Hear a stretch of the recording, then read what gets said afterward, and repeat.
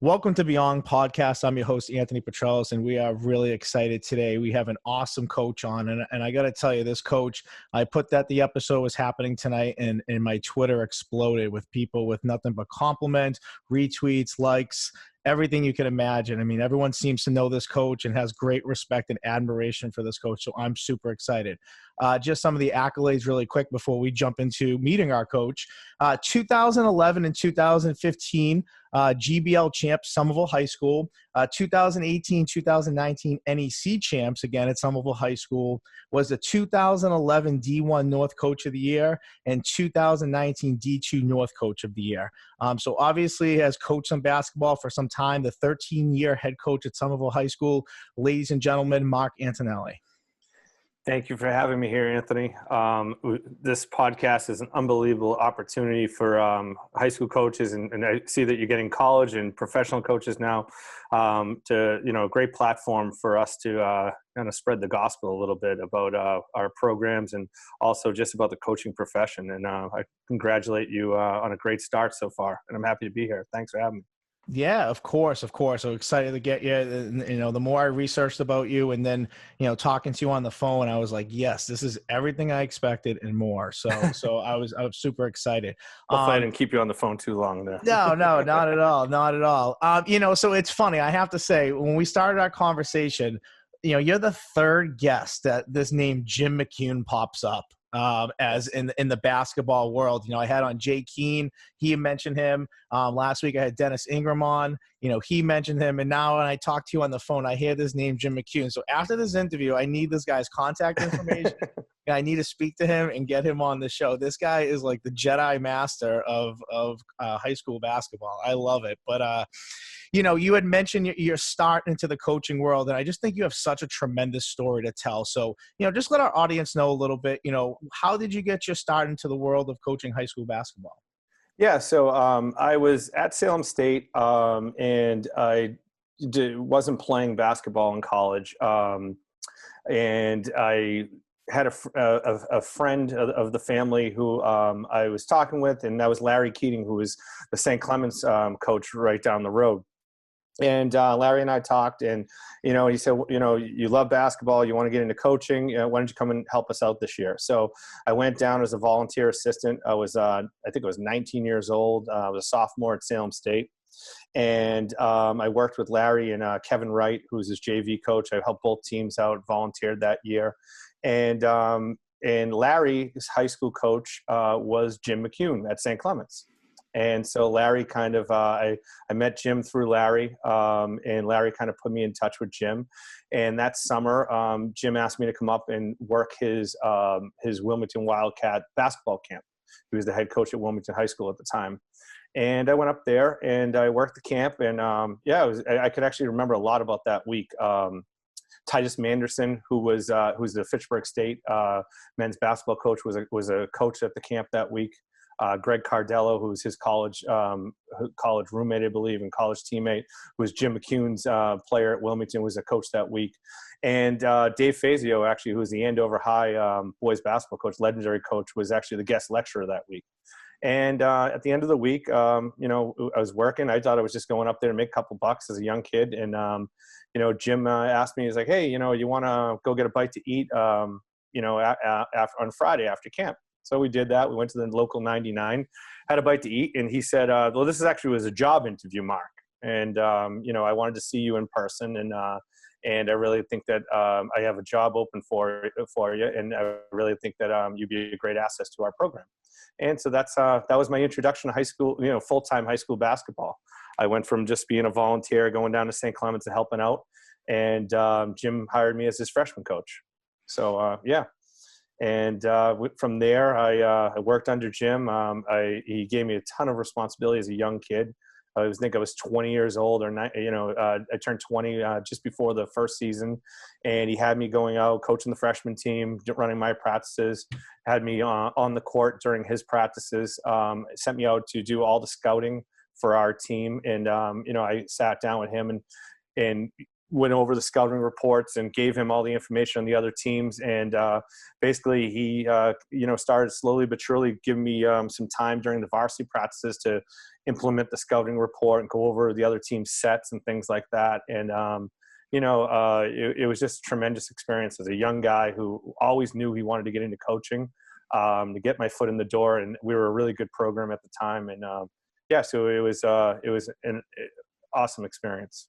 Yeah, I mean, there's nothing cooler than when you realize your varsity head coach is giving you more responsibility and beginning to trust you, because you do, as an assistant coach, you work really hard and you get not a lot of love sometimes, but you grind and do the small things. And when they start trusting you and seeing that you can be responsible and do that, it's a great feeling as an assistant coach that you have that responsibility and you feel that much more important and invested into the program.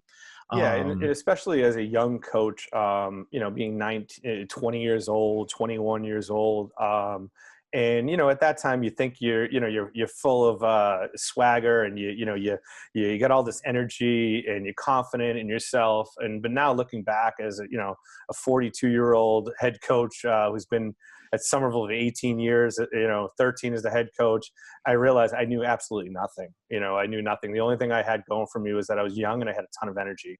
And Jim really believed in me as a young coach. And he, over the years in our conversations, he always said that coaching's a young man's game. Coaching's a young man's game.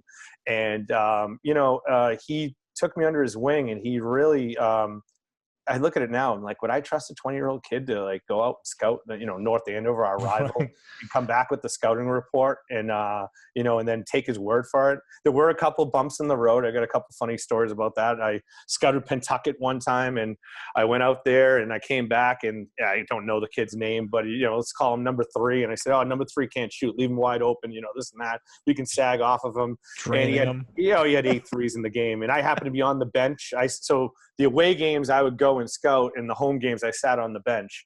And I was sitting on the bench when my scouting report was burning, going down in flames in front of my eyes. Ugh. And if you know Jim McCune, he's got a legendary scowl, and he just kept looking over at me and looking over at me. And, but that was a learning experience, and then I realized if a guy's taking 10 to 11 3-point shots in a game, just because he's missing them, most likely, and the coach isn't taking him out of the game, most likely he's a shooter, so that was a learning experience right there as a 20-year-old kid. But I had a great time at Wilmington. We had really good teams. We had, Dennis Ingram was a senior my first year there. I was only like 2 years older than Dennis at the time. So we struck up a friendship, a coach-player friendship. But then Dennis started coming back into the gym, his freshman year in college. And, and so on and so on. So, I made great friends. Jay Keene was actually the guy that I replaced as the freshman coach. His kids were, he had 2 kids at the time. They were starting different things. And for whatever reasons with his job, he had, told Jim that he was going to step down for a few years. And that's how I got in there. So it's kind of a, incestual circle. But, we all have ties to Somerville. And, that's kind of all roads lead back to Somerville, I guess. Yeah, it was just cool. Like, just reaching out to you guys, and I never really made the connections. Like, even when we were talking on the phone, and and I'm listening to your story, and then I listened to Dennis's last week, and didn't know that you guys were connected. I'm like, oh wow, Dennis went here with him. Dennis went here with him, and so. It was cool kind of putting the pieces of the puzzle together. But when we talked on the phone, I thought you had a great story about Jim. And again, I don't know him personally, but again, I make that Jedi reference because you mentioned about how you kind of got your first head coaching job. And I want you to share with the audience with that a little bit, just to kind of give the idea of the guy that you're talking about a little bit, so your audience can relate to him. Well, Jim, as the head coach at Wilmington High School, he was also coaching. He was coaching his team extremely hard. He had great players, but he was also coaching me at the same time. And we would constantly have conversations and dinners and things like that. And he just constantly kept putting it into my head that you need to do this. You got to get your teaching degree because you're going to be a head coach someday. You got to learn how to scout because you're going to be a head coach someday. And it's all these little lessons lessons, you know, it was always hammered in that, you know, his belief in me and my abilities, that he knew I was going to be a head coach someday. And I really wanted to be a head coach, and he knew that. And so after my third year there, we had our breakup dinner, and you know, we did all those things with the kids, and you're wrapping up, and, you know, it's starting, you know, you have that little lull in April and May between what the regular season, and then you get to your summer season, you know, and the summer leagues are starting to gear up, and what kids are going to go to summer camps and things like that. Well, I got a call from Jim one day, and Jim said, hey, Mark, the St. Clemens coach, now it wasn't Larry Keating at the time. Larry had left and came up to Wilmington to coach with us. And when he left, there was another coach, and, you know, they had some hard times those couple of years between Larry, after Larry left. And, you know, they weren't winning many games, and, you know, it was just a really tough situation. And Jim called me and said, St. Clemens coach stepped down, and they're opening the job, and you're going to take it. And I was like, what do you mean I'm going to take it? I was like, this is news to me. And at the time, you had to understand, you know, I'd been there for 3 years. I started to put my footprint as a loyal assistant to Jim at Wilmington. We were going to be really, really good that year. We had Eric Swazinski, who ended up being a all-scholastic and 1,000-point scorer, and he went to St. Michael's on a scholarship. We had a gentleman by the name of Craig Osgood. He was a sophomore or junior guard at the time. Phenomenal player. And that team actually ended up having one of Jim's biggest wins going down the line. They ended up beating a really strong North Cambridge Catholic team in a semifinal game and they went to the Songus Arena for the Division III North. So I knew all this was coming because I was really involved in the program, and, you know, I was scouting these kids. A lot of these kids played freshmen for me, and I wanted to be there for the ride. I knew that we were starting again. We were going to have a really good team.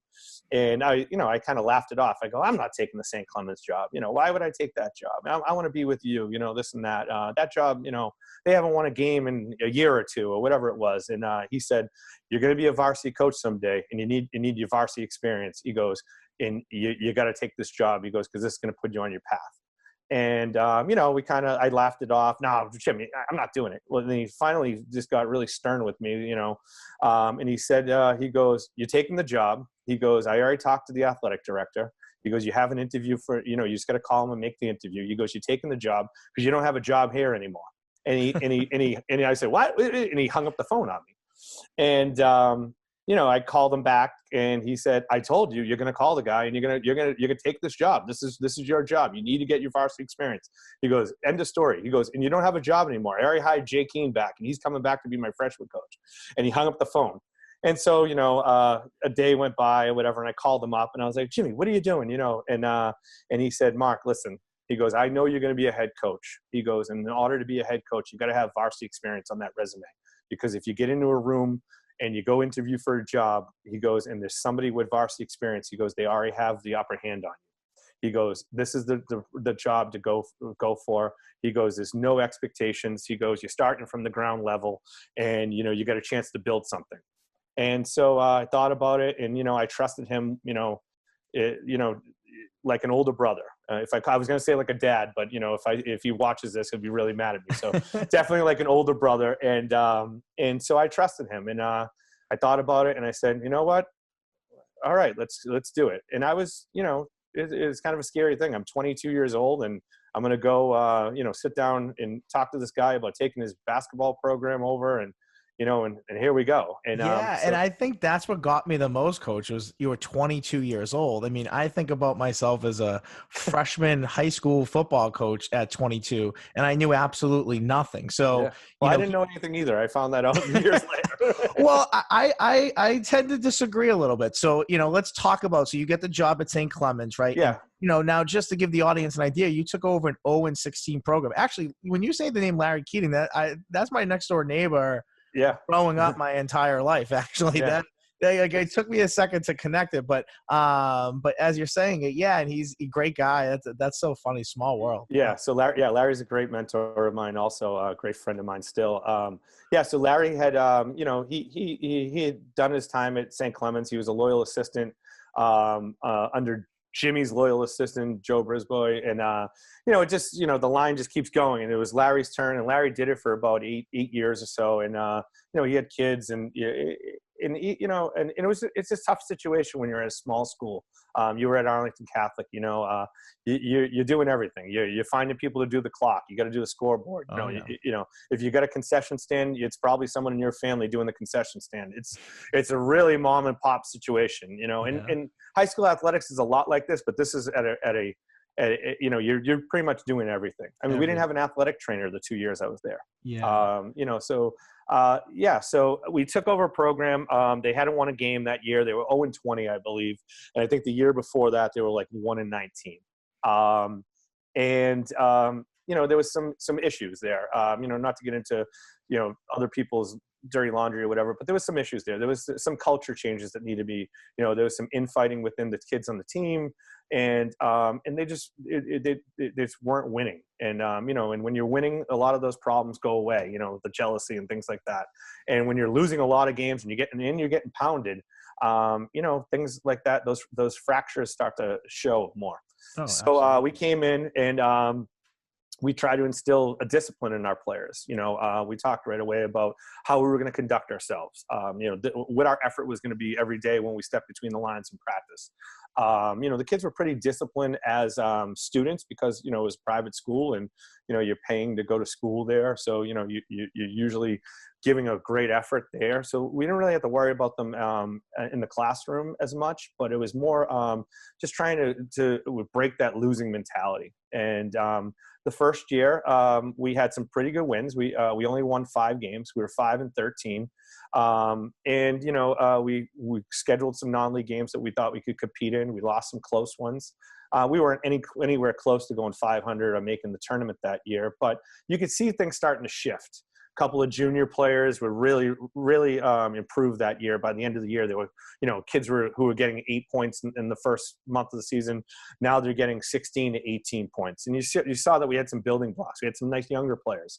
And that's also you, right? Like, you're a young kid navigating a season, and developing players is so important. So that's a tip of the cap to you for really developing your program and being like, 5 and 12, 5-13, maybe not what we wanted. However, in retrospect, we've now developed depth. We've kind of declared that we have some kids here who are pretty good, and we have something positive to build off of. Maybe you could have won 7 or 8 games, a couple of those close ones, if they went the other way. So, that's a great build. And how did that lead into your year 2? Because I know you had a lot more success there. Yeah. So year 2, couple of things happened. In the energy in the building, you could just feel it. Like, the kids were working harder, and I was pretty, as you can think of, pretty hot-headed as a young coach at that time, and not that I thought I knew everything, but it was going to be my way or the highway, and I wasn't afraid to, at that time, and we could see the energy in the building and within the program starting to change, and the games were getting closer, and we were competing. North Cambridge Catholic was a team that would beat us by 40, 50 points every year. Yeah, we might have been losing by 40 points, but we're still taking charges in the last 2 minutes of the game. And, we're diving for the floor, and kids are whacking their heads on the floor. And it was starting, you could just feel it. And so the second year, we were able to have a freshman come in, and his brothers were going to be seniors. They were twins, and the Henri brothers. And their younger brother, Heman Henri, was deciding between going to school at Arlington Catholic with his brothers or going and playing at Malden Catholic, which, at that time was probably a better program. And, I just told the parents, I said, hey, it's really special to be able to have your 3 boys playing and going to school, the same school at the same time, and playing varsity basketball, and most likely probably being in the starting lineup because he was about 6'2", 6'3" as a freshman. And that's cool. Cool. I mean, how many places do you see that? So we were able to get Heman to come to St. Clements and stay with us. We did some creative scheduling. We got a lot of games on our non-league schedule that we thought we could compete in 50-50 games. And as a coach, as yourself, when you're looking at those non-league games, I want to have a chance. Give me a 50-50 game any day of the week. I want to compete. I don't want layups. I don't want cupcakes. And when you're a team that's 5-13, there aren't going to be many cupcakes anyway. So, we went and found some games, and things just started clicking, and we were playing very hard. And, we went 12-6 that year. We had a state tournament game that the state MIA wouldn't let us host at St. Clemens. They said our gym was too small, which would have been a huge advantage in this game because we beat the team the last game of the year. But they made us play at a neutral site. So we said, you know what? If we're going to play at a neutral site, let's go play at the best neutral site we can. We got Cousins Gym at Tufts University. Yeah, and our team was built for that small gym at St. Clemens. And, we had some bigger kids that weren't really, that agile. And we played some zones that took up a lot of space. We were long. And we said, you know what? Screw it. We're going to go to Cousins Gym. We're going to play in one of the best gyms in the state. And we're going to pack the place. And we packed the place. The place was bananas. And we scored the first 7 points of the game. Again, a lesson I learned. I was doing the Jim Valvano dance down the sideline, pumping my fist. Heeman Andre ended up dunking the ball for a 3-point play to go up 7-0. And I turned around to my bench and I said, we got these guys. We got these guys. Well, we were down 25 at halftime and we ended up losing by 35 points. But, wow. you could see things. It was a big turnaround. And we had a ton of alumni. I think it was the first time the school had made the state tournament in like 11 years, since like 1990 or something like that. So it was a pretty big deal. We got a ton of alumni out there. We had a ton of support from the school. I wasn't a St. Clemens kid, but my wife went to St. Clemens. So, it was that tie to it also. So things were turning around and looking good at that point. And that's great. And you do that at a young age and you're developing as a coach too. So you're watching your program develop, you're watching yourself develop, and you're starting to see that success. And whenever you're a young guy in it and you're having success, it becomes your obsession, because now you want to keep getting better and better and better. I was still finishing up my degree at Salem State, and I used to eat the same breakfast place every morning before game days. I would go to Andy's on Mass Ave and I would have the same meal. It was crazy. I was doing everything the same. I thought it was me that there was a reason why we were turning this around. And I quickly found out, through experience that, it's about the kids. The kids were put in they changed the culture of the program. I just guided them. Wow. So you were finishing up your degree while you were a head coach at that. Wow. Coach, that's pretty impressive. So listen, I got my master's for 2 years being a coordinator and trying to balance that with teaching. It's tough. So being a head coach, that's next level from that. Yeah. I had some good conversations in class at Salem State when I was doing my phys ed degree. Well, what are you doing? And I was like, oh, I got a state tournament game tonight. And they're like, what? I'm like, oh yeah, I coach varsity basketball.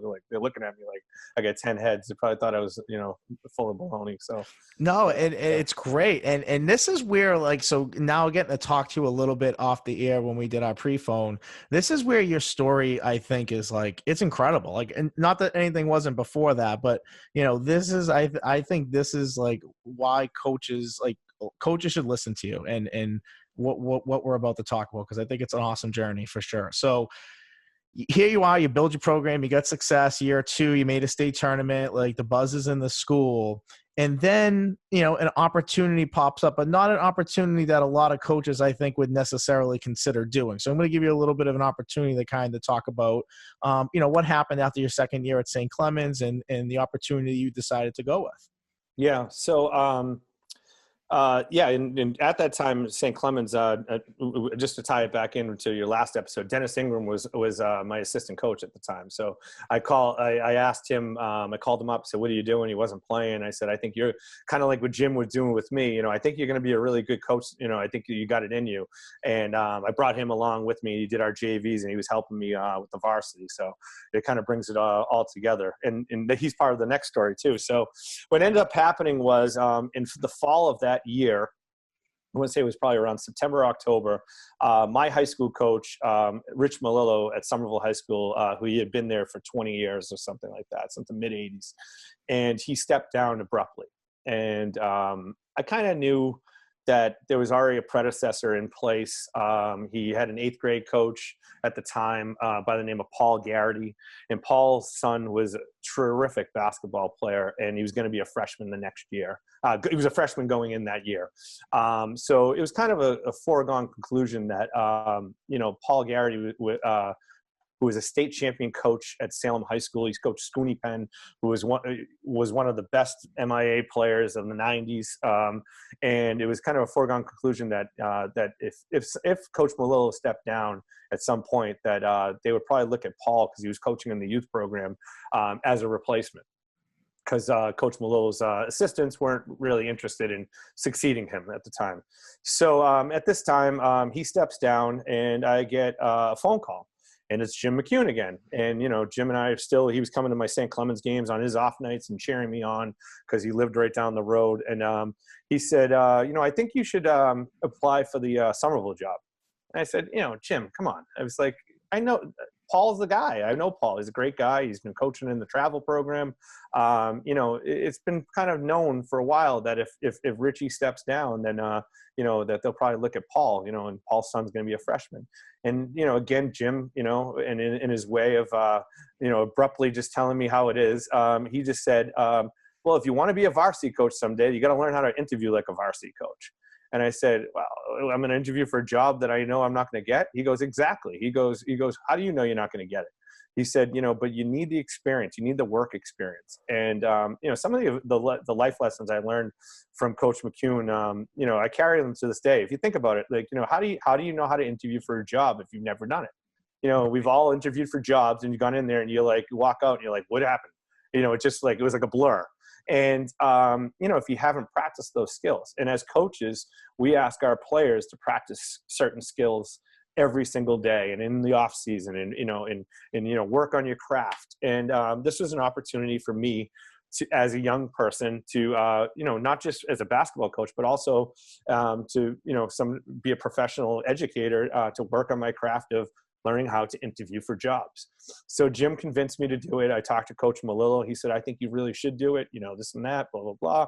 And I applied for the job, and I got an interview. And I thought I did really, really well. There was a lot of familiar faces in the interview. My Coach Malillo was in on the interview. A few parents that I knew from some of the youth programs were in on the interview. My athletic director when I was in school, Jerry Knight, you might know Adam, who's a city councilman. Yeah, Adam. Yep. He was in on the interview, and I got some good feedback afterwards. I got a phone call from Mr. Knight. I got a phone call from Coach Malillo. They were, we're blown away. As a young guy coming in, so mature, and handling the situation. But we're going to go with Paul Garrity. And, and I knew going in, and believe me, Paul was a state championship caliber coach. I didn't have any reservations that I was going to be the guy that was going to top him in an interview, but it was kind of my way of practicing for my professional development. Yeah. And, that's right. Yeah. I think you're absolutely right with that. And I think it's really important that, again, just kind of getting that wisdom. How do you know how to interview for something if you've never really done it before? Yeah. And I mean, the St. Clemens job, is pretty much, I was the only person who was going for it. And, when I went for it, Jim had pretty much told the guy, the athletic director, he said, who do you have going for the job? The guy said, nobody wants this job. And he said, well, I got the perfect guy for you. So it was kind of like I walked in, it was just more of an introductory, see if we like each other type of thing. This was, a committee, and you go in front of the committee and you answer tough questions. And, a lot of the questions, in that interview were about my age, how as a young person, would you handle this situation? How as a young person would you handle that situation? So, it was good experience for me. And, would you like me to go into the second part of that? So then I got the phone call from Coach Malillo, and yeah, which was good. I'll let you set it up. Yeah. And I think what's really cool about this, so this is again, kind of digging deeper here. So obviously you knew who was getting the position, and you kind of felt it, but getting the experience of interviewing. And to me, I think it's really cool that, listen, the AD came to you and said, hey, listen, you were blown away by you. But then, an interesting offer comes out of interviewing for that job, and kind of saying to yourself, what do I want to do here? And I'll let you kind of explain it. Yeah. So I got a phone call after I got that a boy, good job. We're very impressed. with your interview calls, I was content on, all right, here we go. We're going to get back to work. It was in the middle of the fall. St. Clemens is a type of school where you can't put your team in a fall league because most of your kids are playing every sport there. I think there was like 40 boys in the school at the time, and we had 24 of them in the basketball program. So, so they're playing football, and you might have 2 or 3 kids that aren't doing anything. You give them stuff to do, but there's no fall leagues and stuff. You're just waiting, hopefully that people don't get hurt in the football season, and you get everybody intact by Thanksgiving. So we're waiting around, and the next week I got a phone call, and it was from Coach Malillo, and Coach Malillo said, "Hey, Mark, I just wanted, he reiterated about the interview process and, and how impressed he was and how proud he was of me. And he said, I think it's time to come home."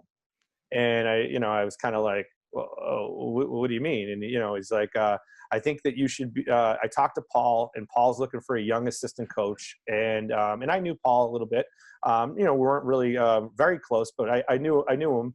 And I was very comfortable with him, and I knew of his pedigree and his resume. And he said, Paul's going to take this job, and his son's going to be here, and he's he might be here 5 years, he might be here 7 years, 8 years, but he's going to groom you to be the next head coach at Somerville High School, the long-term coach. And I thought about it for a second, and I was like, oh well, yeah, that's what I've always wanted, And I had funny stories when on my college visit to Fitchburg State. I was thinking about going there and playing basketball, and Coach Malillo was an alumni. He took me there, and we're in the car, and we're just talking about life and what do you want to do? And I said, I want to be a teacher. And he said, oh, well, what do you want to teach? And I said, well, I want to be a teacher so I can be a basketball coach, and he goes, oh, you want to be a basketball coach? He goes, well, I always thought you'd be a coach. You got that mentality, you got that personality. And I said, well, no, I want your job, coach. I said, I'm going to come back and take your job someday. So, we're in this situation where now he's telling me, I think you should become the JV coach at Somerville High School and get your foot in the door and get in the school system. And even if you don't become the head coach, maybe you can get a teaching job there, and all these different opportunities. And, and then I talked to Paul. Paul was the next phone call. He called me, and, I think we could do great things together. I really would love to have you on board. And I said, well, out of respect for you, I'd like to give you an answer right away, but can I have, a day or two just to think about it? And as you alluded to, the decision was, I'm a varsity coach. I just built this program, but I can go home, and it's no, I can go home to Somerville High. It's funny me saying go home because I've never lived out of Somerville my whole life. So but Somerville High School was just something that was, was really special to me. And I've been going to those games since I was 7 years old with my dad, and I watched my brother play there. I lived right next to Matignon High School growing up, and I had never even applied to Matignon High School. I was going to Somerville High School. Like, it didn't matter. I wanted to play for the Highlanders. I wanted to play in that gym. I had so many, boyhood idols that I looked up to that I wanted to be just like. And so now is a chance for me to go coach where I wanted to be, and this was the ultimate goal, to be the head coach and be a coach at Somerville High School. But it was tough because am I going to give up my varsity job? Maybe I'll never get another chance at a varsity job. What if Paul does 20 years at Somerville High School? Who knows? It's like, so I had a lot to think about. And then I got the call from Jim McCune again. And Jim basically said to me, laid it all out there. He said, you've showed people that you could coach and you could build something.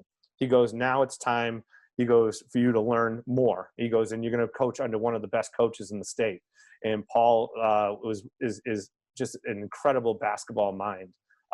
And he's a guy that can walk into a gym with 100 kids, and you give him 4 basketballs and you say, hey, Paul, can you do an hour's worth of a clinic right now? I got to go to lunch. And he'd have every kid in the gym running around doing something. He could put an offense in. You watch a game with him, and he could break down a defense like that. And so, Jim kind of alluded that, like, this is the next step in your training and your professional development. You want to be a head coach. You want to be a head coach at a big school. He goes, this is what you got to do. You got to coach at a big school. And, and it's the Greater Boston League too. I mean, I was coaching the Catholic Central, Catholic Suburban at the time, actually. We weren't even the Catholic Central. So, Greater Boston League as a JV coach was still pretty big basketball at the time. Yeah, and I think that that's great, and as a young kid, that's a mature decision, because there's not a lot of guys in their early 20s that having a success in turning a program around, that they're going to leave that comfort. You kind of looking vision down the line, saying, this was my dream to become the head basketball coach of Somerville. This puts me in, and pretty much verbally have you're the next guy down the line, whether that's a 5-year window, 7-year window, 8-year window, and that gets you to your dream. And like you said, professional development. And I think that's how young coaches sometimes need to look at working at those positions at the freshman level and the sub-varsity level or the JV level, is that, you're developing as a coach. Like, you're getting better, you're getting put into those experiences, right, that you wouldn't necessarily in a varsity game have the say to call or do or whatever. So you're getting that. And then on top of that, you're getting to see someone who's really good doing that. And that puts you in better situations and scenarios when you're now facing those situations at a sub-varsity level. So I think it's a super mature decision on your part. And obviously it's led to great things. So again, visionary and seeing it. And just to touch base on that too is we as coaches, we talk about it as our coaching journey. It's not fast food. You walk in, you order, you get it, and now you start. It's a coaching journey, and and my ultimate goal was to coach at Somerville High School and hopefully be the varsity coach there someday. And so I just felt that this was this is the chance to get my foot in the door and to learn more, and to learn more about the school system, from the educational side and from the administration side. I knew it as a student and a student athlete, but I just thought this was a great thing. And I never thought of it as a step down either. Like I said, it's the Greater Boston League. I think over the years, the Greater Boston League has been one of the best leagues in the state. So agreed. And we're going to talk about that. I was going to bring some stuff up about that. So that's great. No, and I agree with you, Coach. I think, like you said, you're making a move into a place that's producing, Division I products, and several schools in the GBL are doing that at times. So it's good basketball. So obviously you go there and you're there for a 5-year window as, JV coach, and obviously getting the education and everything that you expected it to be, it was, and more, and really learning, like you said, the Somerville school system, and understanding your players, and understanding, like what you have already built there, what coach is already building there. Now the job pops back up. Right. Yeah. But this time, you're running into somewhat of a gauntlet here. Right. So we have, first of all, it becomes this huge high profile job. Right. And, the Boston Globe's reporting about it, the Boston Herald's about it, is being written about. And there was a coach that you were kind of going, head to head with it on. And, I'll let you set it up here a little bit, but again, you're going against a guy like Jack O'Brien, who's legendary coach of Charlestown High School, who's won a bazillion championships, has like a best-selling book, and this job pops up, and that name pops up as somebody. Talk about, and I want to kind of connect it to what you talked about earlier. You go through the interview process. I'm going to ask you this in 2 parts. One, what was your initial reaction to that? Because that's like going for a job, and then this, all-world coach is going to go for this job, and you're like, ugh.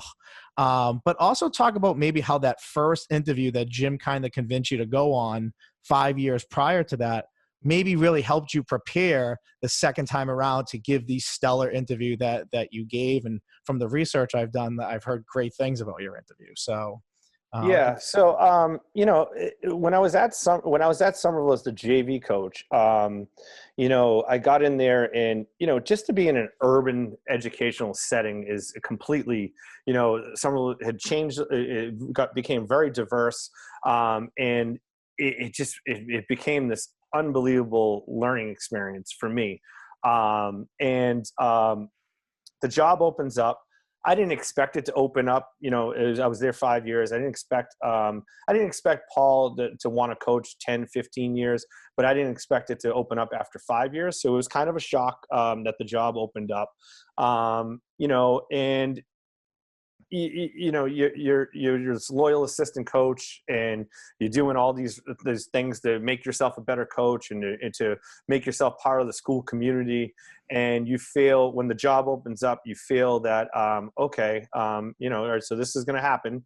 And this is what, I've always wanted, since I was, an 18-year-old kid, I always wanted to be the head coach at Somerville High School when I decided to be a basketball coach. And, you get all these different emotions, and you're ready, and you're getting nervous, and you're getting all this nervous energy. And then boom, you hear that, there might be some people in the city that have decided to, trying to bring in this big name.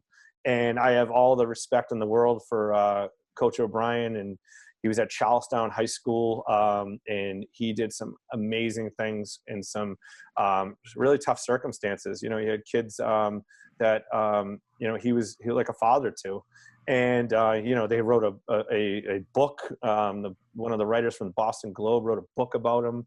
And I'm just sitting there and I'm going, oh, how is this happening to me right now? And I'm sure everything's playing back. Like, I left this varsity job. I came here. Yeah. Like, and I was a loyal assistant coach, and I left this varsity job, and I could have went in this other path. And I'm just sitting there, and I finally, after the initial shock of what I was going to be up against, and I've never been the smartest guy. I've never been the most talented guy. I'm not the best looking guy, but I'm going to outwork you, and that's my motto. And, I said, okay, all right, well, let's just take this as another challenge. And how am I going to be the sexy candidate here, over, this big name, or any other. And there was a few other varsity coaches that went for this job as well. I think there was up to 4 varsity coaches, if you add up all the wins, they had many more wins than I had at St. Clemens. So, I decided, all right, I'm going to tackle this on, and I'm going to tackle this on with some hard work here. So I thought about it. And my assistant coach, who's still my assistant coach, Matt Desmond, he was our freshman coach at the time. And we sat down and we brainstormed, all right, and when I said this, when we said, how are we going to get the job? We were a package deal. Matt was coming. He was staying with me. He was going to be the JV coach. I was going to be the varsity coach. And it's been that way, for 13 years. We've been a package deal. And so we sat down and we brainstormed. And I just said, what makes me the better candidate over some of these other names? And I was the guy who knew the ins and outs of Somerville. I knew everything there was to know about Somerville basketball. I knew everything there was to know about the city. What could I do, and what type of energy could I bring to this program that is going to sway them to what I thought was the right decision, to take the person who's been loyal and stayed with the program.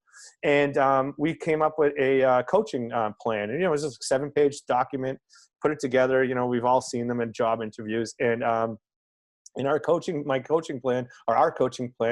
basically really attacked the youth program. Had some issues where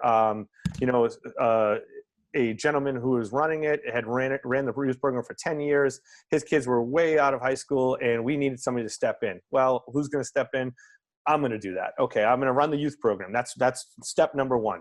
Okay, and that's a whole animal in itself. I mean, yes. That's like a whole, and we're going to talk about that after. Yeah. So so these were the type of points that I went with. I had relationships with the kids already.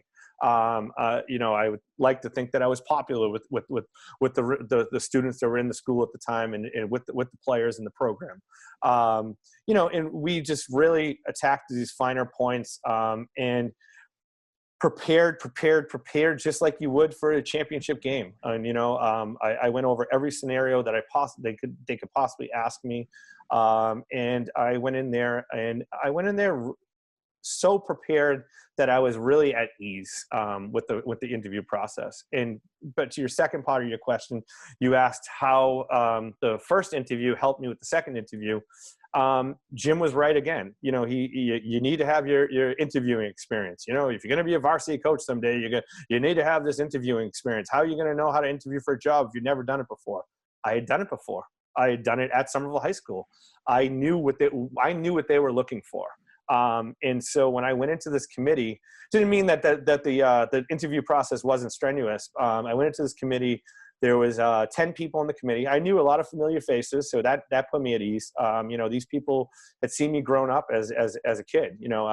Saw me play in high school, saw me work Somerville Recreation, the youth program, saw me work Saturday morning basketball, saw me as the JV coach. So they knew kind of the type of person and the type of character I had. So I felt like I didn't really have to sell them on me as the person.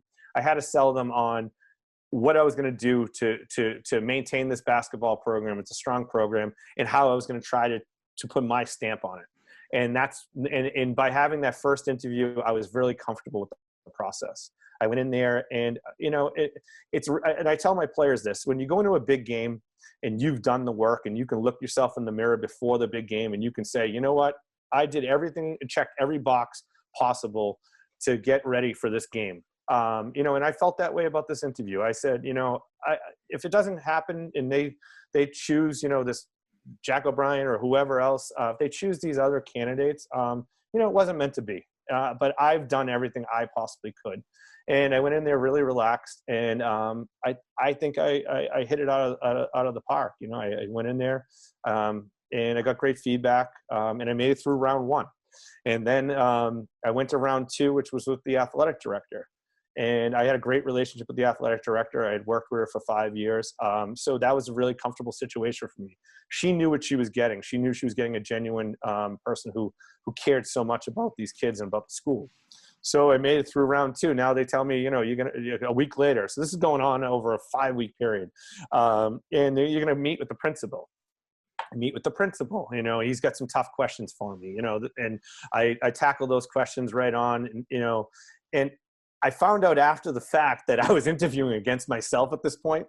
But nobody really made it to that step, but I didn't know this, and I didn't really care to ask either. I didn't think it was my place to say, well, who else is in the mix there? Right. I just wanted to keep going. Let's just keep going. Whatever I have to do, any hurdle I'll jump through, jump over, and hoop I'll jump through. So and then I had the final interview with the superintendent, Tony Parentazzi. And Mr. Parentazzi, I was going for my master's. I was taking my master's program at Cambridge College, which the program was at Curry. And I had class at 8 o'clock that morning. And he said, can you meet with me on Friday? And of course, I'm like, yeah. And I'm like, oh my goodness, if I don't go to class on Friday, it was an accelerated course, I'm not going to get a passing grade in my master's course. So now I'm sitting there and I'm like, Mr. Parentazzi, I have a master's course that I'm taking. Oh, that's great. You should be doing that. I said, can I meet with you either before, after, or something? He goes, well, that's great. I'm in the office at 6:15 in the morning every day. I'm like, well, I'll be there at 6:15, sir. And I was in a full suit. It was like 95 degrees out. I was waiting in front of the school administration building. He pulled in. We walked up to his office. I was sweating profusely because it was so hot out. Right. I was nervous. And we sat down, and he he just kind of leaned back in his chair, and he goes, I just want to let you know that you already got the job, so you don't have to sell me on it. And it was like the weight of the world just came off my chest, and I was just like, I sunk into my chair like in relief. And, and he had some great things and great feedback and things that he was looking for from a young coach. And, it was, the rest is history. Yeah. It sounds like, really, it sounds like they invested in the long-term investment, right? Like somebody who's like, I'm going to actively run the youth program. I'm going to be involved in the community. And I think that was the best way to approach it, right? You're a Somerville guy. This is your dream job. You're talking about why this is your dream job. These are all the things that you're going to focus on to make Somerville basketball the best product you possibly can. I remember getting my head coaching job at Arlington Catholic and like getting in the car and like kind of getting emotional for a second, because when it's your dream and you're kind of working towards that and you get to that pinnacle, it's nice. Like you worked hard to get there. The times of practice and cold weather and, and having the schedule around the million different things and having tough seasons and having good seasons. Like when you get there, it's a great feeling. As you say that, when you get in the car and you finally got the job, I remember that I was driving to Curry in this little rush hour traffic, and I'm by myself, and I'm like, it's like one of those movie situations. You just start screaming in the car. You're like, and you're trying to call people, and people are getting ready for work, and nobody wants. Oh, that's great. All right, can I call you later on? And so it was. I knew there was a lot of work to be done, and it was just the start of the journey. But I think like you hit it on the head. I think they saw me as the long-term solution and as somebody that was going to grow with the program and grow as a coach. And, I hope they're happy with that decision, No, I mean, they definitely are. I mean, they definitely are. And I named some of those accolades, and, you get this job, and you mentioned one of the things I really want to talk about before we jump into really just kind of systematically and style play is you in the interview process sold them on the fact that you would be running the youth program. So that was Yeah. in 2008, and you've been running the youth program since then to this day. You've been Yeah. actively involved in the youth program. So you are actively involved with these kids from a very young age through elementary to middle school to high school, and you are invested to them as players, but also as a person. And I think this is what stood out to me most about you in getting you on the show is that message. Like someone who just kind of goes to this place that they dream to have this job and they have it. And you're not only that as a dad, but you're invested into the youth of this city. So, I mean, talk about running a youth program, because running a high school programs is its own monster. And Yeah. now you're running the youth program that's really developing and feeding that monster that you're also running on the other side. So just, I mean, talk about the work that goes into it. I got a lot of respect for you for this. Yeah, I don't think that there's many coaches out there that run their own youth programs, so that does make us unique in Somerville. It just ended up, like I said, we had a gentleman by Mike named Mike Foster. He founded the program, and we actually just lost Mike about a month or two ago, and he was a great man, very close with his family, and he. Him and Coach Malillo, they tag teamed this program, and it just got to the point where Mike had some other things going on, and and his son had graduated, and he was long gone, and it was time for someone else to step up, and so our program was kind of a shell of it, what it once was, and I decided that I'm a young guy, and the only way I really know how to do things is just to tackle things head on. And so the first thing I did was I went and got some guys to help with the program. So I'm kind of like what I would call the engine behind the program. I'm the motor.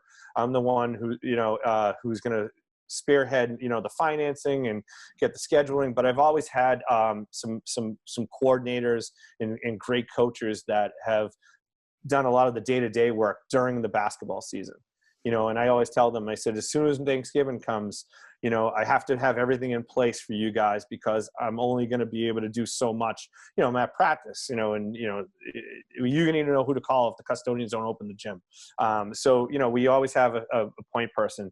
So the first thing I did was I called a former player of ours at Somerville High School by the name of Daryl Goodrich. And Daryl was a great player at Somerville High School, played basketball at UMass Dartmouth, and he was back in Somerville, and Daryl and I have been close since he was 10 years old, and I was probably 17 or 18. I was coaching him in youth programs and stuff. And I called Daryl up and I said, Daryl, this is what I need from you. And I laid out my vision. And Daryl, he just jumped right in. He said, I'm in, coach. And then the next call was to Chris Johansson and Chris Bowl, who were former players of Richie Malillo's, and they were working in some of the youth programs. And I said, I need you guys to do the 7th grade team.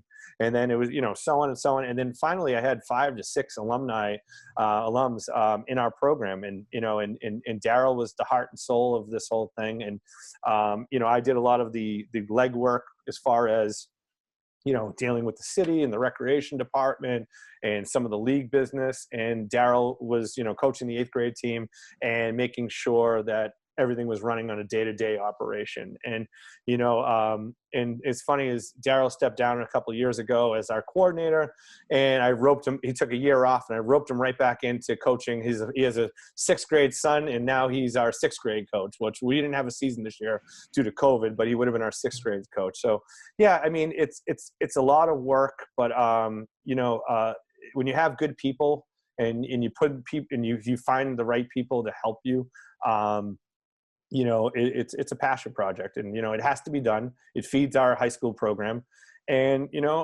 as long as I'm the coach at Somerville High School, I'm going to be involved with that, and that's what's giving us some success at the high school level. So it's something that we feel really strongly about. Yeah, and I think it's great. I think you showing that investment, but most importantly, I mean, when you mentioned earlier, did they? I hope they feel like they made the right decision. I mean, you stuck to your word. You said this is what I'm going to be involved in, and that's what you did. So, they looked at the long-term investment and they knew what they were getting with you. So, to me, yeah, definitely. They picked the right person. So when I kind of did some homework about you and your style of play, and obviously we talked about, you play in the GBO, which is a monster of a league. I mean, you have your Everetts who've had runs and Cambridge who have had runs. And when I say runs, like very good deep runs, but also some real great talent. Even years of Medford having some talent that came out. You guys having some talent. I mean, talk about playing in the GBL.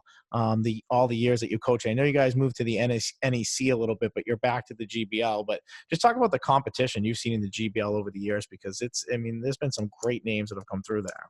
Yeah, I mean, when I played in the '90s, we had, I think, just in my junior and senior year, there was 5 Division I scholarship players. You had Shannon Crooks at Everett, you had Pat Bradley at Everett, a couple of kids from Cambridge. It's just Gene Bain from Medford. So you had these great basketball, and it kept going. That tradition kept going into the 2000s. Leagues kind of splintered off a little bit, and somewhere in the mid to late 2000s, we lost Peabody, we lost Arlington, we lost Waltham, and we kind of became a fraction of ourselves. But we were able to keep the core of our league. And our league basically it's like the old Big East basketball from the 80s and 90s. It's a war every night. You're going to play physical. Most teams are going to play man-to-man. They're going to get up in your face. It's going to be offensive rebounding, crashing the glass. Sometimes it's ugly basketball, but I think it's beautiful basketball. It's the coaches coach with passion. We've had great coaches over the years. John DiBiase was at Everett, legendary coach. He has 500 wins or something like that. We had, when Cambridge was in the league, we had Lance Doughton. Lance and I teach together in Cambridge. I'm a Cambridge public school phys ed teacher. But we had great battles on the court, with that legendary program. Don Nally's been at Malden High School. We've had Anthony Faraday, then David White, and John Skerry at Medford. And, it just keeps going and going. So every night you knew that the other team was going to be really, really prepared. You were going to be in for a battle. And the great thing about our league is that everyone could beat everyone. And you've seen some crazy upsets over the years where a team, just for instance, us, our rival for a while was Cambridge in the league. And Cambridge, I had a really good team at the time, and Cambridge was undefeated. They had the Taylor brothers, and their starting line was 6'9". I think it was 6'6", 6'5", 6'4", and then he had like a 6-foot point guard. Yeah, and we played unreal. him. We played him on the Fox 25 game of the week. I don't know if you remember those. Yeah. You get picked. And so it was a big deal. And, I was telling the kids, we're going to be on Fox 25 and this and that. And, I thought we were ready. And I thought we were playing small ball at the time. Our biggest kid was about 5'11" in our starting lineup. And we had like a 6'1" kid coming off the bench. And we went over there to Cambridge, and I thought we were ready in this big game. And, they were shutting the door down at 6:15. It was like the old days where if you didn't get in by the JV halftime, you weren't getting in the game. And we lost by 35 points that night.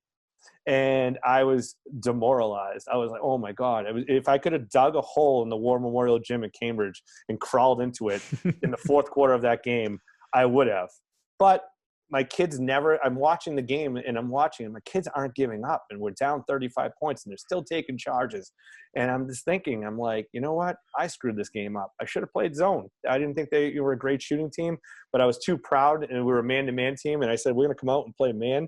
And I went in the locker room that night after the game, and the kids were just like, you would have thought they were in a street fight. They were so beat up physically and mentally. And I went in and I said, if we make some changes in practice over the next, we were playing them in 5 days. If we make some changes in the next 5 days, I said, in a senior night, I think we can beat them on senior night. And my assistant coach was in the back of the room, and he was looking at me like, yeah, okay, coach, and I just kept saying, I said, I think we can beat these guys. I know in my heart going into this game that we can compete with this team. And I wasn't sure what happened that night, why we lost by 35. And then watching the film, I realized, idiot, I should have been playing zone. And we came out in a 1-3-1 zone the next time we played them on senior night, and we ended their undefeated season.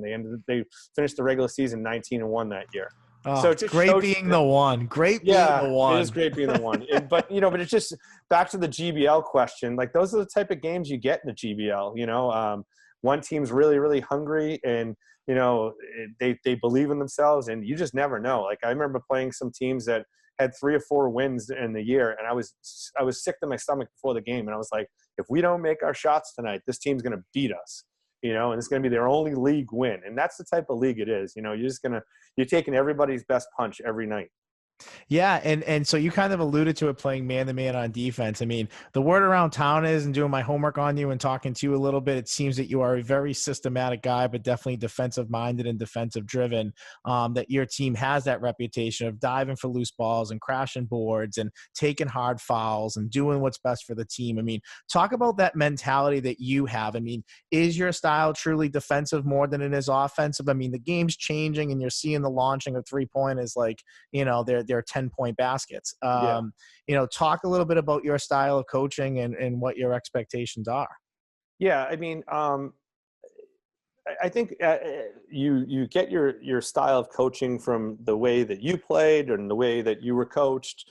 And I watched, a guy like Jim McCune in Wilmington be one of the first people to really open up offenses. And, but he never went away from his defensive principles. It was always, we're gonna play you hard on the ball. We're gonna be in the midline, which that's what our terminology. Some people call it basket line. We're gonna be in help defense, and we're gonna rebound every shot, and then we're gonna get out and run, and we're gonna take the best shot that's given, and you play to your strengths. And we kind of have that's kind of our system at Somerville High School. I always say to the kids, I'm gonna give you some freedom on offense. I'm gonna let you shoot the three.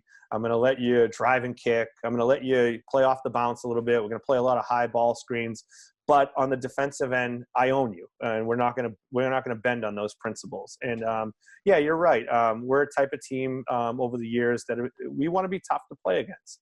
And I would hope that, some of my colleagues in the league and people we've played would say that, playing against Somerville is going to be a dogfight. And that's the mentality we go into the season with every year, and we hammer it home and instill it into the kids.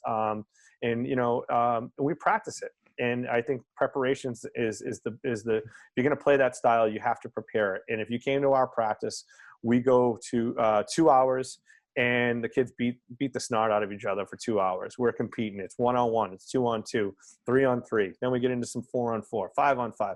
Everything's a competition. Everything's in your face. Nothing is is going to be done softly.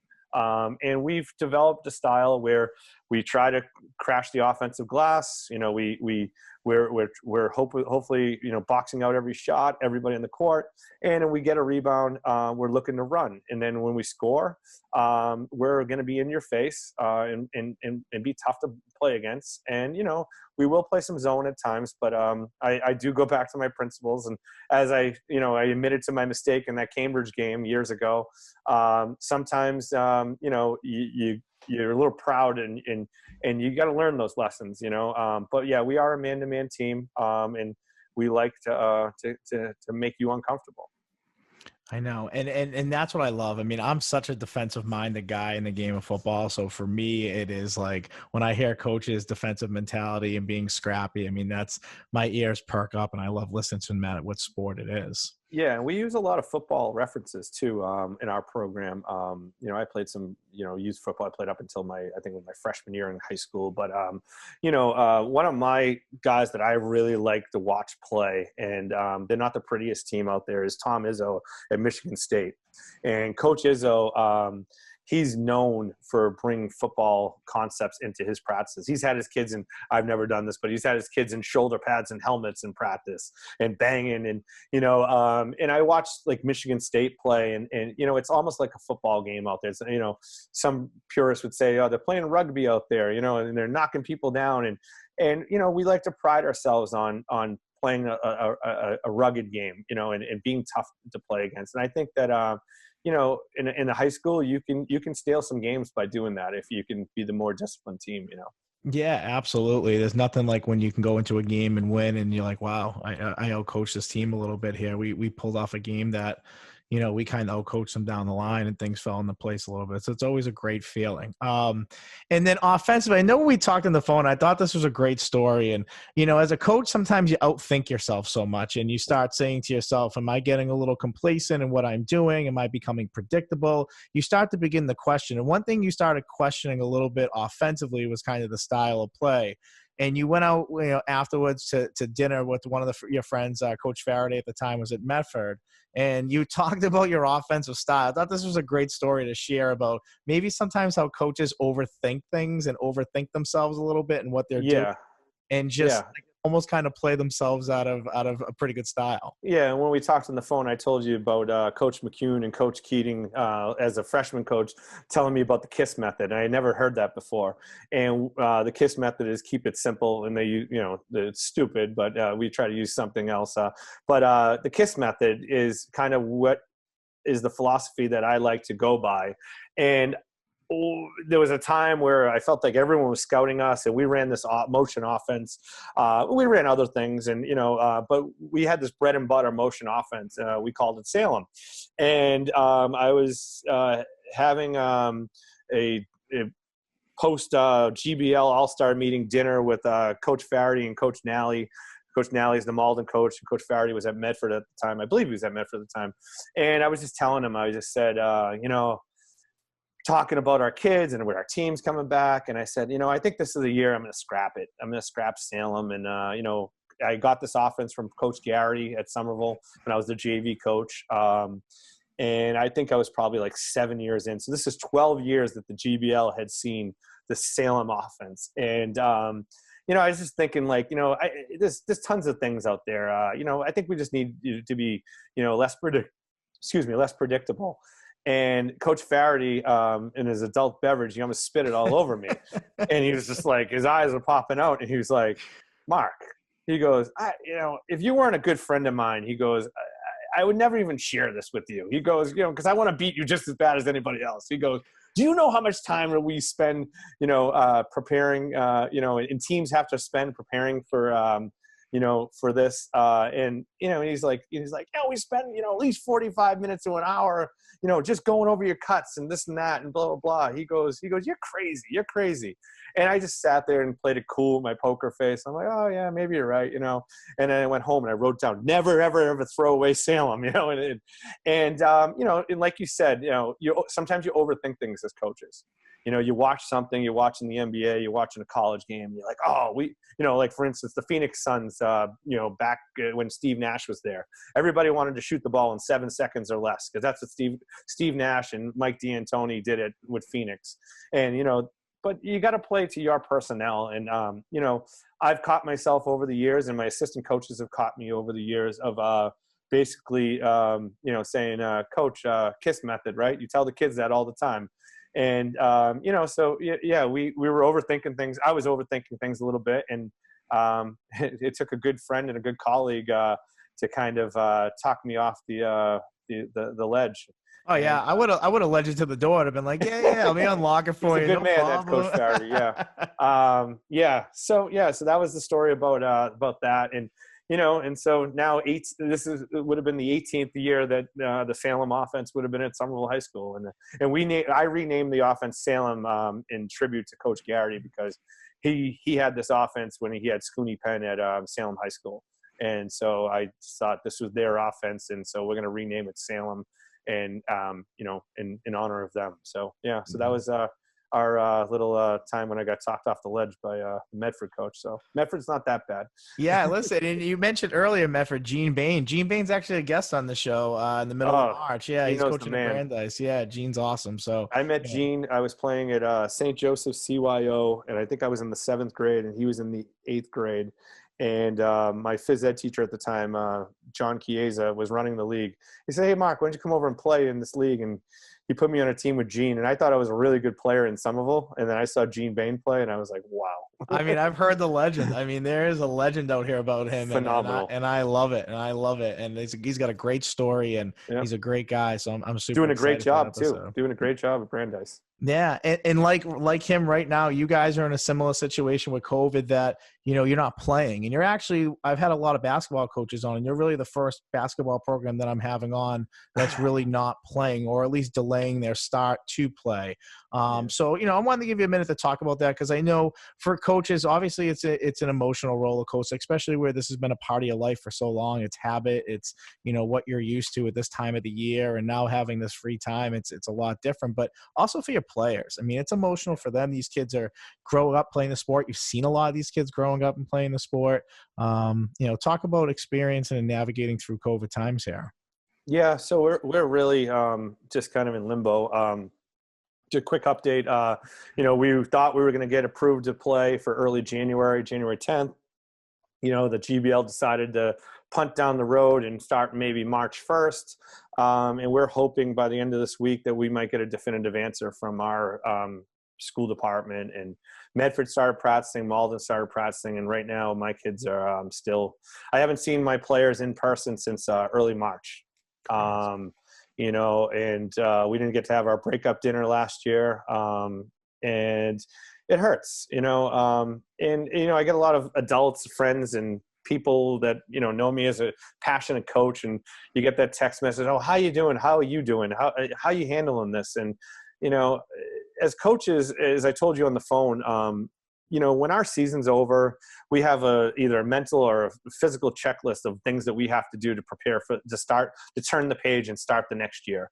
You know, you have your banquet, you got to order your gifts, you got to get your, you know, and in Somerville, we do what we call a breakup dinner. It's a 4 to 12 grades 4 to 12 dinner, where we have our travel program and our high school program, and we have family dinner, and we do all those things. And then right after the banquet's over, or the breakup dinner's over, then you're starting to, you know, your seniors are already ready for college. You don't have to worry about them anymore. Now you're starting to worry about the returning players. Are they playing AAU? Are they doing this? What are they going to do for skill development in the off season?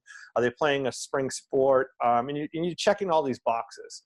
And then, you know, you have your summer league and your fall league, and it just keeps going, and it's a cycle. And then you get to Thanksgiving, and you're praying that no football players that are going to play basketball, you know, have a broken arm or have a broken collarbone. I say that because it's happened to me many times. Oh yeah, I can imagine. But, you know, you get there, and it's the Monday after Thanksgiving, and boom, we're starting over. We hit the reset button, and it's like Groundhog Day. And, you know, and like I've told my friends that have asked, you know, I'm an adult, and, you know, if we don't play this year, you know, I'll go through the same process, you know, and flip the page, and then I'll start again in November, and we'll, you know, we'll have a new season. I have a new season every year. But these kids, they're never going to get this experience back, and it breaks my heart.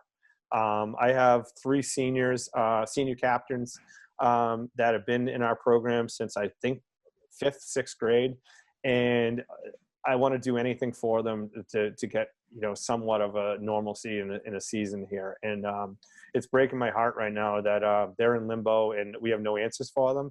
And, you know, and like I've posted on my Twitter page, and I'll tell anybody that will listen to me, this isn't about wins and losses. This isn't about stats. This isn't about league titles or making the tournament and playing in front of huge crowds. This is a mental health issue. These kids need this. They need to be around their peers. They need to feel normal again. And if we can do that in a safe environment, you know, I just hopefully that we get the chance to do it. Yeah, and it's tough. I mean, every community just handles it a lot differently, and there's no playbook. And, no matter what it is, making those decisions are tough because at the end of the day, you're still going to have critics no matter what. But I agree. I think that getting these kids back on the court from a mental, getting them back on the court from that mental health aspect alone is really the king here, is really the most important thing. But, one thing I want to ask you before we kind of jump into these last couple questions that I typically ask my coach, and this is something that, I truly admire about you and getting your story out there a little bit, is when we talked about your bench, and I've asked a lot of coaches this question before about how they, systematically build their bench for the style of play, and where you might press a lot. Yeah, you might need a rotation because either you got to be in really good shape or you're going to need a lot of guys to rotate in. But you mentioned about keeping a deeper bench, and you had your reasons for keeping a deeper bench. And, a lot of that probably ties in with being in the youth program for so long and seeing these kids kind of develop and grow basically under your watch, when it comes to the world of basketball. So talk about why you keep that deeper bench and what it means to you to do so. Yeah, I think we do it. We do it for two reasons. One, for style of play. We don't press as much as we used to, but we do play an in-your-face style, and we compete every day in practice. And in order to do that, having more bodies around and being able to do more 3 baskets of 2-on-2, or this and that, having the more bodies around is really beneficial. We do a lot of individual skill work, so having the bodies there is really beneficial to our system. But also, being involved in the youth program, and in being more of of kind of a social worker than a basketball coach in my days in Somerville. I want to keep as many kids in our program and keep as many kids active and under our watch, because we feel like we keep a disciplined house. We're going to make sure that they're doing their schoolwork, and I feel like the alternatives, are not great, and I'd rather have to deal with the issue of having 12, 13, 14, sometimes 15 guys on my team, and try to keep everybody happy and everybody moving in the same direction as an adult, than telling a 16-year-old kid that hey, you're not needed here, and you're God knows what you're going to do outside of these walls of this basketball gym. So, we've always had an issue with that. We wanted to keep as many kids as possible. And I think the reason why we've been able to do that with very few problems has also been just clear communication. Nobody likes to get lied to. Nobody wants to get smoke blown up their butt. We bring kids in after the team's made. And, I did it last year. I had 9 seniors, and I had 3 kids that really didn't get much playing time at all. We had a few games where we won big and we got them in, and senior night we obviously play our seniors, but I brought the 3 kids in, and I said to them each, here's the deal. I love you as a person. I think you're, they were all honor roll students. I think you're great kids. You've been part of our travel program. I don't envision you getting a ton of minutes this year. Right now you're probably 14th on our depth chart, or maybe 13th the kid was. Maybe with hard work, we played 9 guys, maybe with hard work and some injuries or whatever, maybe in 2 weeks things change and you might jump somebody. I don't know. I can't predict the future, but I wanted to be honest and upfront with you. And, and when we've done that, all the kids are like, Coach, I totally understand. Thank you so much for being honest with me. And then I say, are you good with this? Are you sure? I just want to be upfront, and all the kids, and the kids are, I think 99 point, I don't think I've ever had a kid turn us down and say, no, I don't want to be the 13th man, or no, I don't want to be the 14th man. I think you get yourself in trouble when you don't address those issues. You have to be clear with your communication. And, we've been able to do that, and we've carried large benches, 14 guys, 13, 15 guys, and, with very, very few problems. And, there's that occasion where a kid would come to you mid-season and say, this just isn't for me, but it doesn't really happen very often. Yeah, and I think it's great because it also, probably amps up the intensity of practice a little bit, right? These guys are now there to prove like, hey, there is a possibility. There is a shot here. A couple guys go down or some guys aren't playing well. I can be ready to go. So those guys giving an effort on scout, really giving some of your higher up guys, your 5, 6, 7, top 5, 6, 7, some work at practice and put them in situations. I've had plenty of guys like that when we were looking at scout team, we're like, these are the kids we want out here because this kid can simulate this well, this kid can simulate this well. Like, Yeah, and it's great part of having your that. culture too. If you can build that culture, we've had some great chemistry with our teams the last 2 or 3 years, probably even longer back, if looking back. But just knowing the rosters off the top of my head, and it's amazing. Like just even in practice, the energy that that 13th kid on your bench when he makes a great play in practice, how the energy in the gym changes. And we had a kid last year. He was probably like a 13th guy, and he was a taller kid, and we had a 6'5" all league player. And if this player, this role player, this bench player, would get matched up against our big guy in practice, and he was really sneaky with his arms, like he could block a shot. And every time he would block our big guy's shot, the starters would go crazy. They would love it. They were like, "Yeah, let's go!" So like things like that. I think there's a role for in high school athletics, as long as the kid is willing to buy into that role. I think those roles are super huge. And we've seen it all with the college basketball, the bench mobs and things like that. The shooting the arrows when you hit the threes. There is nothing cooler on television than a basketball college bench. It is like I look forward to it. I see it in high school sometimes on my bench, and I'm like, yeah, but there is something about it. It's just contagious. But you know what, though? When you see the 14th and 15th guy, like on his hands and knees when we need a big stop and they're banging the floor, and, you're like, and you see that on film, and you just sit back and you're like, all right, this is why we do it. You know what I mean? There's only one team in each division that's going to win the state championship every year. It's got to be about more than the wins and losses, and it's got to be more than the championships. It's got to be about the personalities and the relationships. And when you see that stuff, it warms your heart. Yeah, and I mean, let's face it. No coach coming in that gym scouting wants to play that team. Wants to play that team in a close game when you have guys 1 through 15 engaged on the bench. I mean, I don't want to play that team in the playoffs. Like that's a team that's a well-coached team that cares about each other and plays hard, and that's who you are. And this is why I love getting you on here. Last thing I'll ask you before we jump into our 2-minute drill here is just talk about sacrifice a little bit. You are very heavily invested. You have your own kids. And I'm sure with that net behind you, there are some nasty slam dunks on that and almost broke a window. So I get it growing up with, 2 other brothers and how it goes. But you have a busy schedule is what I'm trying to get to, right?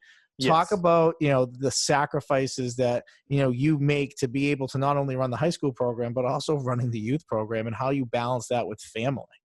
Yeah, obviously you have to have a great wife. My wife and I, we've been together since we were 21 years old. And I was a basketball coach when she met me, and she kind of knew that that's what made me tick. And any coach who has a family, their wife is what keeps everything together. And, we have 3 beautiful children. I have a 6th grade son, a 5th grader. So Kyle's in 6th grade. Regan, my daughter, is in 5th grade. And Ryan, my little man, is in 2nd grade. And I might be the only probably basketball coach in the state of Massachusetts that has 3 hockey players for kids. Although my daughter tells me all the time that she's playing basketball in high school. So, I might have one that I can bring back from the dark side. Yeah. But, I have 3 kids. So there is a lot of sacrifice. But I think, just like, you ask your players to prioritize and plan ahead and make those things. We make it work. My wife, for practices during the basketball season for their hockey practices. She's basically a single mother. She's taking the kids to all their hockey practices. I try to, get out of practice early and sneak down to the rink and catch like the last half hour, and things like that. But on Saturdays and Sundays, Saturdays is a family day. I'm coaching youth basketball on Saturday mornings, CYO basketball with my kids. Last year I was coaching the girls' 4th grade travel team while coaching high school and, running the boys travel program. So, we're a family that the kids are always on the go. They're in different activities. And so it's been kind of our lifestyle, from the get-go. And, but it all comes back to Kim. She's the rock of our family. She's the one that makes sure that everyone's going in the right places, and sometimes when dad's miserable after a bad loss, she just kind of like looks at me and just walks the other way, Yeah. But, there are some sacrifices and any coach will tell you that there are some family things that you do sacrifice. But, once the season's over, I'm coaching Little League, we're down the Cape during the summer, and I make sure that we make up for those times missed. But, but it can be tough, but we try to also make it a family thing where kids are going to games. I take the kids to Sunday morning practice when they don't have their hockey games. They're part of my program. My players treat them like they're younger siblings. It was funny is that I had a former player, he's playing college football right now, Giovanni Pierre, and he was my youngest son Ryan's favorite player, and that's all Ryan would talk about, Gio. So the kids started making fun of Gio, the kids on the team, and started calling him, the 4th Anto kid.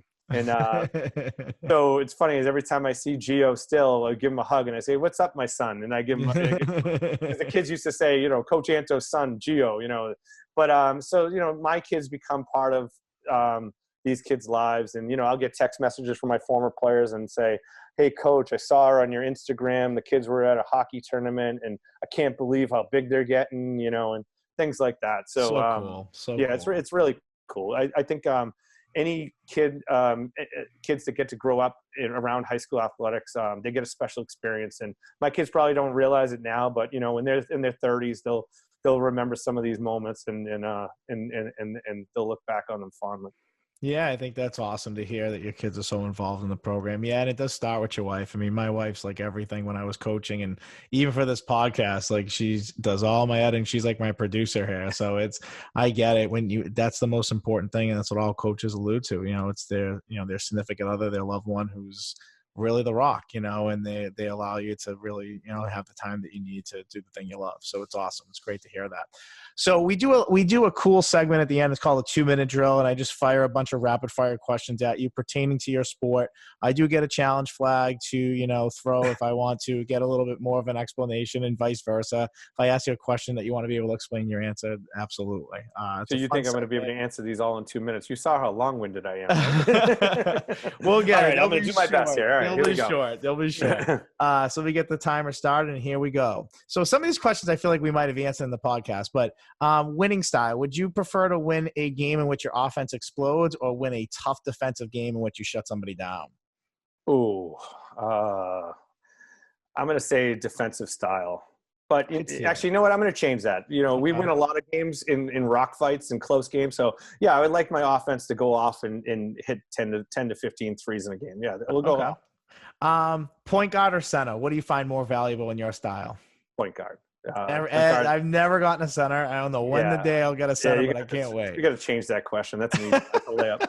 Yeah, point guard. I was a point guard in high school. They're extension of the coach. I mean, you've heard all the cliches. You need a point guard. You need the floor general. So, yes, point guard. Okay.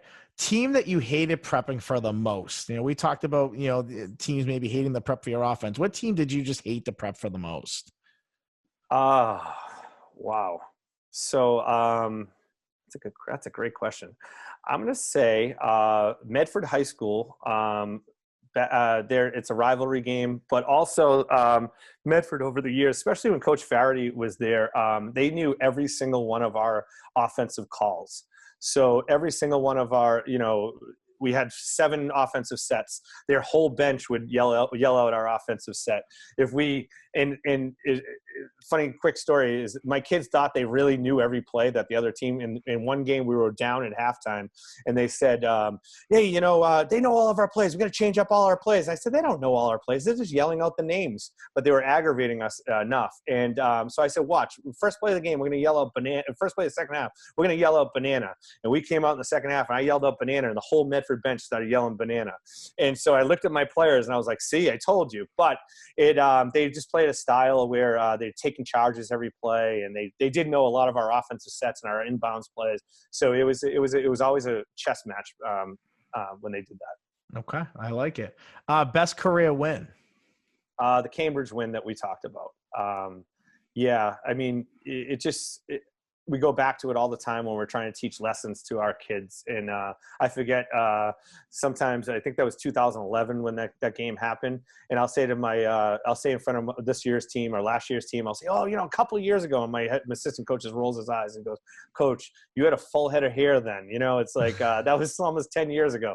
But, it shows everything about high school athletics as a coach, when you try to teach your kids. You lose by 35. You thought you were ready. You thought you were even par with this team. You fell flat on your face, and you got back in the laboratory. 5 days later, you come out and you win the game. And I just think that you can teach a million different lessons to your guys just by going back to that week. Yeah. I mean, so I had toughest career loss on here. I'm going to guess 5 days before that was the toughest career loss you ever had. Oh, toughest career loss. Yeah, I guess so. I mean, it's probably the most embarrassing one. I'll go with that one because I can't think of anything else off the top of my head. All right. And the last one, I'll give you a chance to explain because it's a tough question to answer. Who's the best player you've seen come through the program as head coach? Oof. Wow. Best player seen come through the program as a coach. That could be a time as a JV coach too. Yeah. Well, no, we've had, can I do more than one? Yeah, you could throw a couple. So as the head coach, the 3 best players, we've had 3, and they were all different types of players. We had Fruche, back, he played in 2015. He won him and his teammates won our first GBL championship under myself. Then we had Tyler Whitney Sidney, who is going to play at Lehigh next year. He's at Brooks as a prep school student. And then last year, we had Marcos Montiel. And Marcos Montiel just has an incredible life story, personal story that he's overcome so much tragedy and different things in his life. And I just admire the kid so much. And for him, and he's just a winner. He's just tough as nails. You want to win a big game, and you have one player to pick, or you want to go in a foxhole with, Marcos Montiel is the guy that I would pick every day of the week and twice on Sunday. Big shot kid. Freshman year for us, I think he hit 3 buzzer beaters to win as a freshman. Yeah. So he's just So it would be out of those 3 guys, all different types of players. So those are my 3 guys. Awesome. Coach, you survived the 2-minute drill. You are good. And, I really want to thank you for coming on here. I just researching you and then talking to you. I mean, you're right about what you do is right about coaching. That's what coaching's all about. And you do right by your players. You do right by the city of Somerville. You've kind of worked hard to get to where you're at. I think you're a great story out there. I really do. And I have a young audience of young coaches that listen. And, I was really looking forward to this one because I knew what you kind of brought to the table. I didn't know the whole big connections with, Jedi Master McCune, but it was awesome to have you on here and tell your story. And like I said, there's a lot of people out there on social media that the second I put this out there, it blew up. It blew up quick. So there's a lot of other people that feel the same way about you out there. So I was really glad and really lucky to get you on this podcast today. And I appreciate it, Anthony. This is really exciting for me. We talked a little bit on our phone call that, high school athletics are big in Massachusetts, but they're not what they are in other places in the country. And what you're doing for high school coaches in particular, to give us a platform to share our stories and promote our programs, and just to get the general public excited about high school athletics. I think it's great, and I wish you all the luck. And I think that it's only been a few months, and you're killing it already. So I appreciate you selecting me. I feel honored to be here, and hopefully we get good reviews on it. Yeah. Oh yeah, absolutely. I know we will. And I'm gonna have to throw. I got a lot of $20 bills to pass out for all those nice Twitter mentions today. Well, you got a lot of $20 bills then. There's gonna be a lot of $20 bills. Yeah, I'm gonna have to take a loan, I think. Yeah. There's a lot of nice people that were stretching the truth a little bit about me. No, yeah. I mean, listen, we only report the facts here. So we only report the facts, and those are the facts. So, we thank you for coming on here. We appreciate it. And obviously, we're a big fan of you, and hope we can get you back on here at some point down the line. And hopefully you guys' season kicks off and these kids can get back on the court and you can get to doing the things you love. So, from Beyond Podcast, I'm your host, Anthony Petrellis, guys. Thanks so much. Until next time.